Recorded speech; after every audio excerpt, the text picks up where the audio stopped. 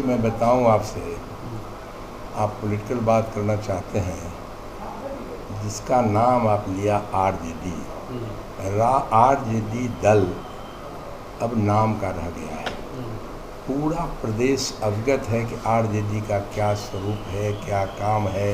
15 साल की तस्वीर सामने आती है, इसलिए वो भूल नहीं पाते हैं लोग। तो वो तो एक मन लगा रहे हैं अपना किसी तरह से, वो दल अब रहा ही नहीं। अभी आने वाले दिनों में एक तरफा बैटिंग होगा। एनडीए की तस्वीर एक तरफी दिखेगी आपको। जो इस दल में है, हमारे भारतीय जनता पार्टी है या जदयू है या अन्य दल हैं, हमारे चिराग जी का दल है या फिर मांझी जी का दल है या फिर पारस जी का दल है, ये सब मिलजुल करके जो तैयारी कर रहे हैं, आने वाले दिनों में अता पता नहीं रहेगा आरजेडी का। और आपको एनडीए मय दिखेगा 25 के चुनाव। और इस प्रदेश के माननीय मुख्यमंत्री नीतीश कुमार जी ने तो टारगेट फिक्स कर दिया। उन्होंने कहा कि 220 टारगेट दे दिया एनडीए को, और उस पर एक्सरसाइज शुरू हो गया है। एनडीए के सभी दल लग गए हैं। तो ऐसी स्थिति में आरजेडी का मुद्दे विहीन है, कोई काम नहीं है।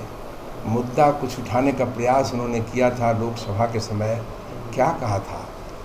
आरक्षण का मुद्दा उठाने का प्रयास किया था।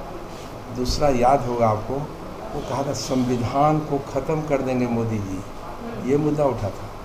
आप पूछिए उन नेताओं से कि संविधान का सम्मान बढ़ा है कि संविधान का सम्मान घटा है, उनसे पूछिए।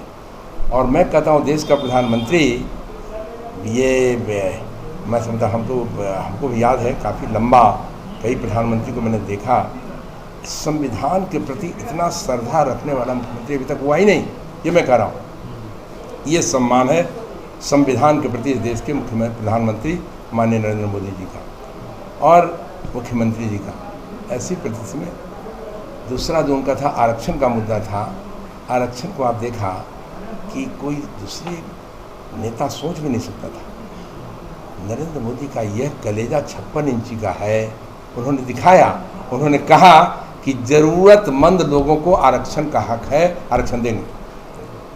और कहा ही नहीं, कंप्लीट करने दीजिए, कहा ही नहीं, बल्कि मैं कहता हूं कि आज के दिन भी कहता हूं कि कोई दल का नेता नहीं है जो सवर्ण का नाम ले सकता है। नरेंद्र मोदी का वो 56 इंच का कलेजा दिखा दिया, कहा कि नहीं, उसमें भी गरीब है, सवर्णों में भी कोई जूठा उठाता है, खेत में काम करता है, भूखों मर रहा है, उसको ज़रूरत है। 10% आरक्षण आरक्षित कर दिया और इस देश में सबों ने स्वीकारा, कहीं हर दल ने स्वीकारा, वेलकम किया, कोई मरमरिंग नहीं हुई। ये है नरेंद्र मोदी जी की तस्वीर, यह है नरेंद्र मोदी जी का काम, यह है नरेंद्र मोदी जी की जो अभी परिस्थितियाँ बनी है विश्व स्तरीय। ये दिल जो नेतृत्व है नरेंद्र मोदी जी का, आज सबसे बड़ा दल विश्व में कोई है तो भारतीय जनता पार्टी है, जिसका नेतृत्व माननीय नरेंद्र मोदी जी कर रहा है।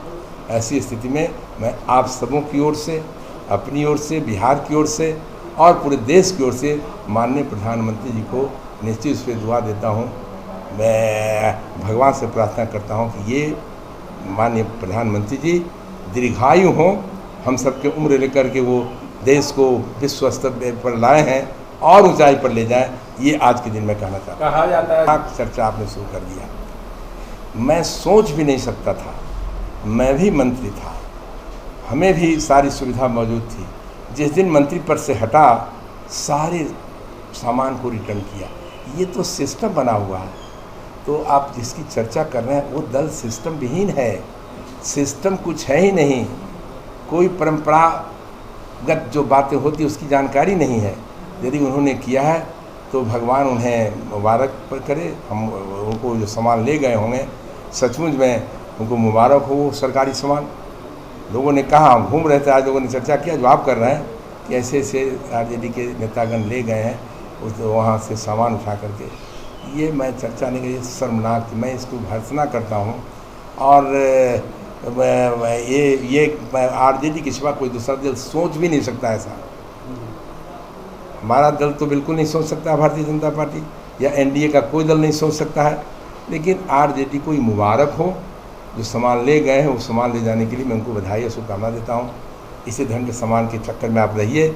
आप तो लिए देश को तो जिस रूप में ले गए, राज्य को जिस रूप में ले गए, आज भी चर्चित है कि क्या किया ज़मीन लिया, नौकरी दिया, वो आज भी चल रहा है केस। तो ऐसी स्थिति में इनकी चर्चा मैं क्या करूं?